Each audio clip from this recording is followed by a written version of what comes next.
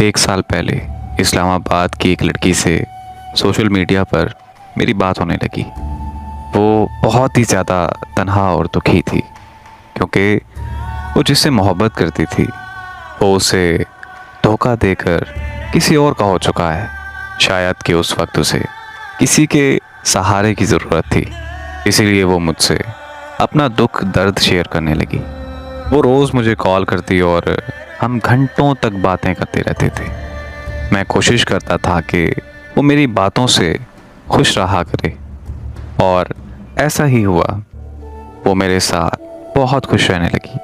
वक्त गुजरता गया, उसे मेरी आदत और मुझे उससे मोहब्बत हो गई। फिर हमने एक दूसरे से मिलने का फ़ैसला किया। वो मुझसे मिलने के लिए इस्लामाबाद से लाहौर आ गई। लाहौर में हमने एक साथ बहुत अच्छा वक्त गुजारा और फिर 2 दिन बाद वो वापस इस्लामाबाद चली गई। उसके वापस चले जाने के बाद हमें लड़ाइयाँ शुरू हो गईं। लड़ाइयों की वजह उसका गुजरा हुआ कल था, क्योंकि उसे लगने लगा था कि मैं भी उस शख्स जैसा इंसान हूँ जिसे उसने धोखा दिया था। मैंने उसे बहुत समझाने की कोशिश की कि हर इंसान एक जैसा नहीं होता, लेकिन वो मेरी बात मानने को तैयार ही नहीं थी और वो मुझे हर बात पर यही ताने देती थी कि तुम भी उसी जैसे हो। मुझे उसके ये अल्फाज बहुत ज़्यादा तकलीफ़ देते थे, लेकिन मैं बर्दाश्त कर जाता था क्योंकि मुझे उससे बेपनाह मोहब्बत थी। हमारा दिन ब दिन ताल्लुक़ ख़राब होता जा रहा था। मेरे मसरूफ़ होने पर वो मुझसे लड़ाई करती थी। शायद उसे लगने लगा था कि मैं किसी और को टाइम देता हूँ, लेकिन मेरा खुदा गवाह है कि मैं सच में मसरूफ़ होता था, क्योंकि मैं नौकरी करता था और मर्द को अपना घर चलाने के लिए काम करना पड़ता है। लेकिन वो चाहती थी कि मैं हर वक्त उसी से बात करता रहूं। फिर एक दिन मेरा वीज़ा आ गया और मैं बाहर के मुल्क जाने के लिए तैयारियां करने लगा। जब उसे ये बात पता चली तो उसने मुझे जाने से रोक दिया और उसने मुझे इस बात का यकीन दिलाया कि अब वो मुझसे लड़ाई नहीं करेगी।